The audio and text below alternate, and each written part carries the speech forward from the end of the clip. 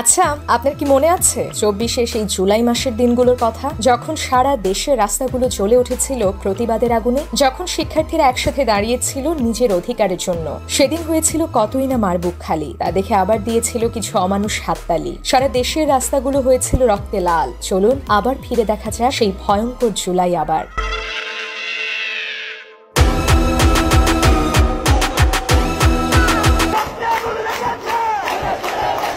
শুরুটা হয়েছিল ১৫ই জুলাই ঢাকা বিশ্ববিদ্যালয়। সেই দিন ছাত্রলীগের হামলার মাধ্যমে যেন শুরু হয়েছিল এক দুঃস্বপ্ন। আমাদের ভাই বোনদের ওপর যে নির্যাতন নেমে এসেছিল তা ভাষায় প্রকাশ করার মতো নয়।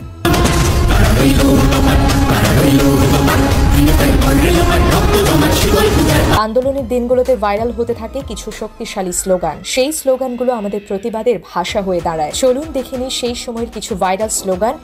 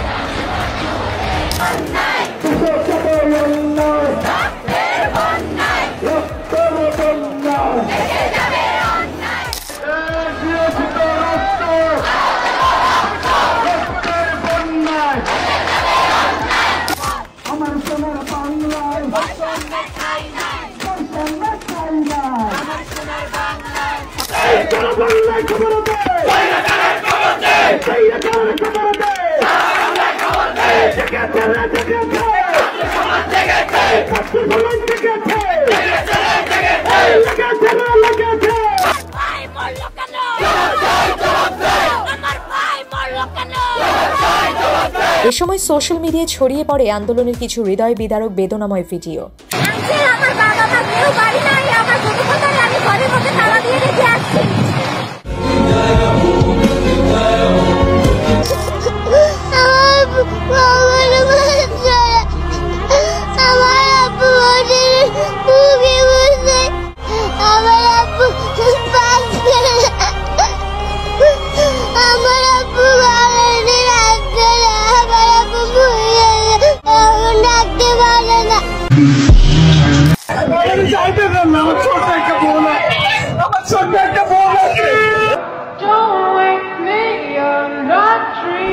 স্বাধীন না, আমরা কথা বলতে পারি না, আমাদের কথা বলার সুযোগ দেন। আমাদের মুখে গুলি চলতেছে, আমাদের মুখে টিয়ার গ্যাস ফেলা হচ্ছে, আমাদের মা বোনদের গায়ে হাত দেওয়া হচ্ছে। আমরা এই জন্য দেশ স্বাধীন করি নাই, এই জন্য ৫২ ভাষা আন্দোলনে আমার ভাইয়েরা নামে নাই। আজকে দাবি রক্তাক্ত, আজকে দাবি রক্তাক্ত কিভাবে?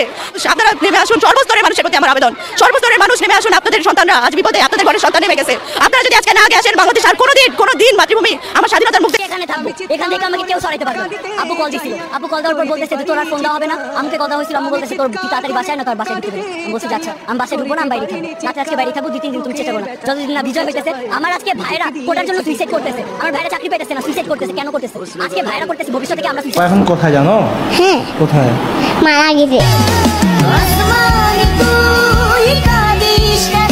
৭৮-এ আমরা দেখেছি যে পাক হানাদাররা দরজায় ঠক ঠক করতো এবং জিজ্ঞেস করতো যে মুক্তি আছে কিনা।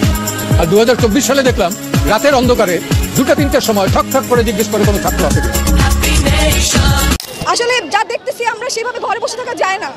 আমাদের যতগুলো চিৎকার শুনি তখন আমাদের প্রত্যেকের কান্না পায়। আমি জানি না কোন বিবেকে গিয়ে পুলিশগুলো এভাবে গুলি করে আমাদের ভাই বোনদের মারছে। আমরা নিজেরা যাদের বিবেক বোধ আছে তারা কখনো এসব মেনে নিতে পারবে না। তাই দেশ বিক্রি করে খাই দিচ্ছে অলরেডি। দেশের মানুষের বুকে পাখির মতো গুলি করছে। আমি দেখাচ্ছি, এই দেখেন মাথায়, হাতে, এই হাতে মুখে আছে গুলি এমন ভাবে করছে। আর আমার হাতে অলরেডি ওনাদের ছোড়া। যা দেখে শুধু রাগ নয়, বুকের ভেতর জমে ওঠে গভীর এক বেদনা। আর ঠিক তখনই ভাইরাল হয় কিছু প্রতিবাদী গান।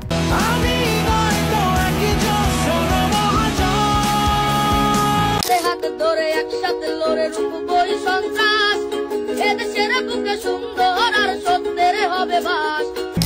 আসমানে তুই কাঁদিস কেন? যুগে যুগে জড় জীব সবে পড়ে রবে নিবিড় বেলায়। শহর কাঁদে, মানুষ মরে। 24-এর তফাৎ কইরে কথা ক দেশটা বলে স্বাধীন তাইলে খেসটা কইরে কথা ক কারা রইলো কপাট ভেঙে ফেল কর হেলো পাটে রক্ত জমাট শিকল পূজার পাশান বেদিন চেষ্টা তোমার বাপের নাকি করছো ছলা কলা কিছু বললেই তুমি বিশাল আকাশের নক্ষত্রের মাঝে আলো দাও অন্ধকারে। গানগুলো যেন আমাদের মনে সাহস জুগিয়েছিল। সেই গানগুলোই হয়ে উঠেছিল আমাদের প্রতিবাদের প্রেরণা। সেদিন এক হয়েছিল দেশের প্রতিটি বিশ্ববিদ্যালয়, এক হয়েছিল প্রতিটি স্কুল কলেজ, এমনকি মাদ্রাসার শিক্ষার্থীরাও যোগ দিয়েছিল সেই আন্দোলনে। সেদিন সবাই ভুলে গিয়েছিল কে কোন প্রতিষ্ঠান, কে কোন ব্যাচ, কে কোন শ্রেণী। সবাই ছিল একটি পরিচয়, আমরা ছাত্র, আমরা প্রতিবাদী। সেদিন সারা দেশে বন্ধ করে দেওয়া হয় ইন্টারনেট। প্রতিটি ক্যাম্পাসে, প্রতিটি রাস্তায় শুরু হয় গুলিবর্ষণ। রাস্তার উপর পড়ে থাকতে দেখা যায় একের পর এক নিথর দেহ, লাশের উপর লাশ। শহীদ হয় আমার হাজার হাজার ভাই বোন। তাদের প্রতি রইল আমাদের গভীর শ্রদ্ধা। সবার গল্প হয়তো প্রকাশ পায়নি, কিন্তু কিছু গল্প আজও বেঁচে আছে। চলুন দেখিনি সেই শহীদ ভাই বোনদের কিছু স্মৃতি, যাদের রক্তে লেখা আছে এই আন্দোলনের ইতিহাস। শুরুতেই যার কথা না বললেই নয়, তিনি হলেন আবু সাইদ ভাই। আবু সাইদ ছিলেন বেগম রোকেয়া বিশ্ববিদ্যালয়ের ইংরেজি বিভাগের 12তম ব্যাচের শিক্ষার্থী এবং ক্যাম্পাসের সমন্বয়ক। সেদিন তিনি 2 হাত উঁচু করে পুলিশের সামনে বুক পেতে দাঁড়িয়েছিলেন। হয়তো ভেবেছিলেন পুলিশ কখনো এতটা নিষ্ঠুর হতে পারে না, কিন্তু আফসোস, ভুল প্রমাণিত হয় তার বিশ্বাস। সেখানে এক কুলাঙ্গার পুলিশের গুলিতে শহীদ হন আমার ভাই।